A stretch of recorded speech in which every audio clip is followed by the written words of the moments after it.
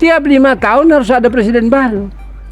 Kalau dihitung oleh DPR dan sebagainya sudah menghitung jadwalnya, kalendernya tanggal 20. Tetapi in case of Mbak Maria, terjadi halangan teknis ini dan itu, bisa saja kita nggak bisa abaikan, karena itu hanya Allah yang tahu. Tetapi tidak membatalkan bahwa presiden itu adalah presiden yang terpilih, gitu loh. Yang sudah dipilih. Yang sudah dipilih.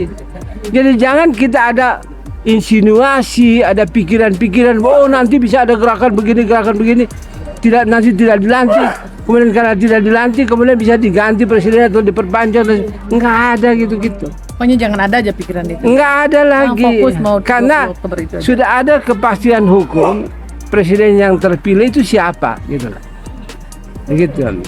Nah, inilah dua peristiwa yang mengingatkan kita bahwa kita harus membangun kehidupan kebangsaan ini di atas kaidah-kaidah kepastian.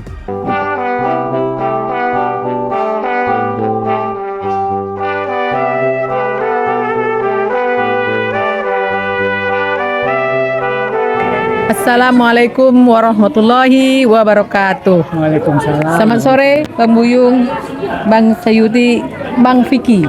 Apa kabar? Alhamdulillah. Waduh, senang sekali nih. Kami sedang berada di Lubang Buaya Monumen Sumur Pancasila Sakti.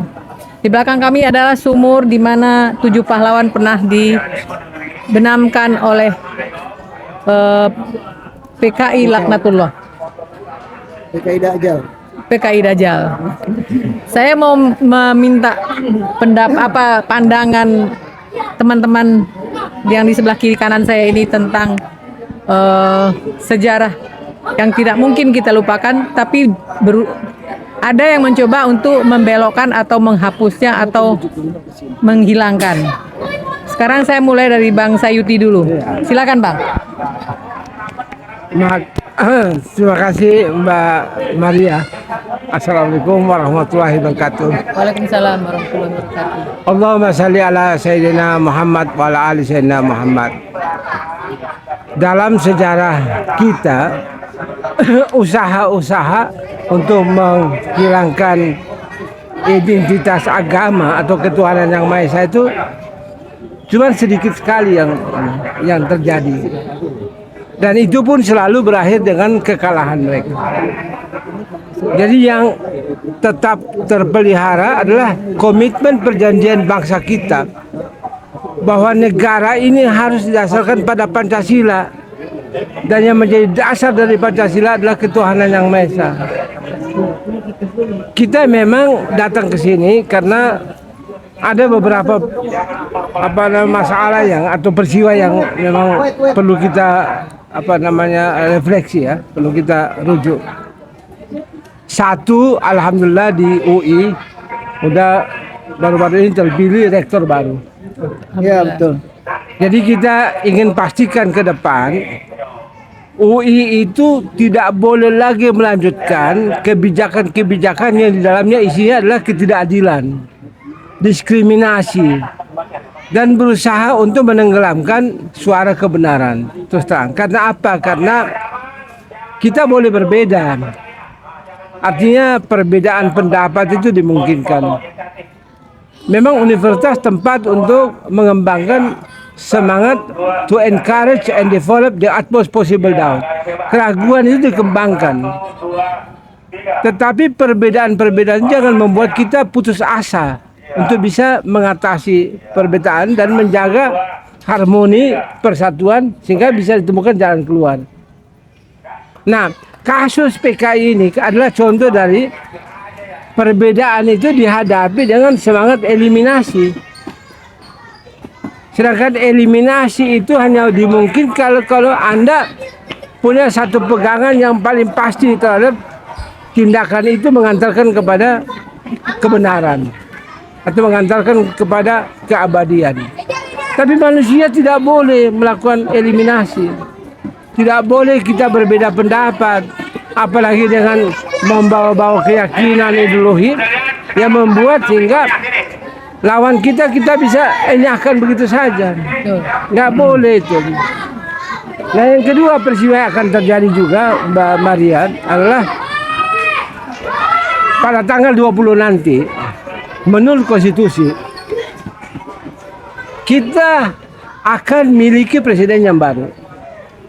Jadi jangan lagi lah misalnya di ruang publik dikembangkan lagi bahwa bisa tidak dilantik karena ada manuver ini manuver itu, enggak ada lagi. Saya ini salah satu dulu pembuat undang-undang. Jadi dalam semangat undang-undang khususnya pemilihan umum itu ada satu kaidah yang memutuskan seseorang jadi pejabat itu rakyat, bukan KPU. KPU menetapkan secara administratif, tapi keputusan itu ada di tangan rakyat.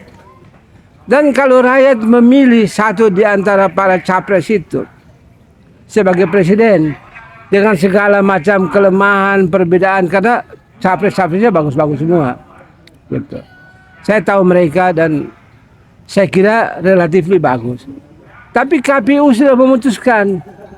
Keputusan itu kita jaga untuk menjaga persatuan kita. Dan menurut konstitusi, tiap 5 tahun harus ada presiden baru. Kalau dihitung oleh DPR dan sebagainya sudah menghitung jadwalnya, kalendernya tanggal 20. Tetapi in case of Mbak Marian, terjadi halangan teknis ini dan itu, bisa saja kita nggak bisa abaikan. Karena itu hanya Allah yang tahu. Tetapi tidak membatalkan bahwa presiden itu adalah presiden yang terpilih, gitu loh. Yang sudah dipilih. Yang sudah dipilih. Jadi jangan kita ada insinuasi, ada pikiran-pikiran, oh nanti bisa ada gerakan begini, nanti tidak dilantik, kemudian karena tidak dilantik, kemudian bisa diganti presiden atau diperpanjang, nggak ada gitu-gitu. Pokoknya jangan ada aja pikiran itu. Nggak ada lagi, karena sudah ada kepastian hukum. Presiden yang terpilih itu siapa, gitu lah. Begitu. Nah, inilah dua peristiwa yang mengingatkan kita bahwa kita harus membangun kehidupan kebangsaan ini di atas kaidah-kaidah kepastian. Harus pasti. Karena kalau ketidakpastian dikelola, itu bisa membuat kerusuhan, kekacauan. Dari dulu kan sebenarnya pelanggaran-pelanggaran yang dilakukan oleh pemerintahan Jokowi sudah luar biasa. Tidak menghargai etik, melakukan kerusakan luar biasa. Dari awal itu. Kebohongan-kebohongan. Padahal pantang seorang pemimpin itu berbohong. Tidak boleh sama sekali. Itu akan menjadi contoh apalagi yang dipercaya. Apalagi begitu terpilih, Jokowi sudah mengatakan, saya tanda tangani apa yang saya tidak baca. Itu sebenarnya sudah membatalkan sebenarnya. Gitu. Jadi banyak hal-hal yang sebenarnya sudah meyakinkan, artinya membuat kita sudah harus bertindak habis-habisan untuk menyelesaikan pemerintahan yang tidak bertanggung jawab ini. Tapi UI di sini atau teman-teman pergerakan, kenapa tidak habis-habisan? Karena kita ingin memastikan supaya perubahan itu terukur gitu loh. Kalau perubahan nanti terjadi revolusi yang kemudian kita nggak bisa kontrol, pertumpahan darah dan sebagainya, itu membuat jadi Indonesia ke depan bisa jadi tidak terjamin lagi keutuhannya dan bisa jadi kacau. Jadi kita di sini apapun suaranya yang keras, yang penuh segala macam keluhan, caci maki, itu karena ingin melihat ke depannya itu ada kepastian. Betul. Dan untung sekali bahwa konstitusi yang di amandemen itu, apapun kelemahannya dia, dan saya termasuk pendukung gerakan kembali ke Undang-Undang 45 asli dengan amandemen.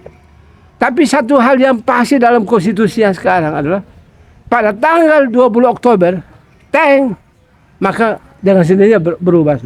Pemerintah, presiden baru harus berganti. Gitu. Ini harus ada di kepala kita. Jangan lagi buang waktu tentang kemungkinan nanti begini-begini, enggak. Bahwa presidennya Prabowo itu jelas. Tentang wakilnya kita masih tunggu, itu persoalan hukum yang masih diajukan oleh yang lain-lain dan sebagainya. Jadi itu biarin aja. Ya? Iya. Saya nggak mau masuk di situ karena itu ada masalah hukum, ada masalah etik dan sebagainya. Iya, jadi biarin aja. Itu akan ada yang ngurusin itu. Mekanismenya ada untuk itu. Saya kira begitu, Mbak. Terima kasih. Wassalamualaikum. Waalaikumsalam warahmatullahi wabarakatuh. Terima kasih Bang. Vicky, Ya boleh. ada jam malam. Terima kasih abang kita Bang Sayuti ya. Assalamualaikum warahmatullahi wabarakatuh. Selamat sore. Kita WeWatch hadir di sini. Kalau kita lihat ke belakang, kita tengok ini sumur tua ini yang kedalamannya 12 meter. Di sini para jenderal kita menangis melihat ini. Bohong kalau kita tidak keluar air mata, meneteskan air mata kita di belakang sini. Kedalaman 12 meter dengan lubang yang 1 meter. Ada 6 orang nih. Dengan 6 orang dipendam di sini paksa.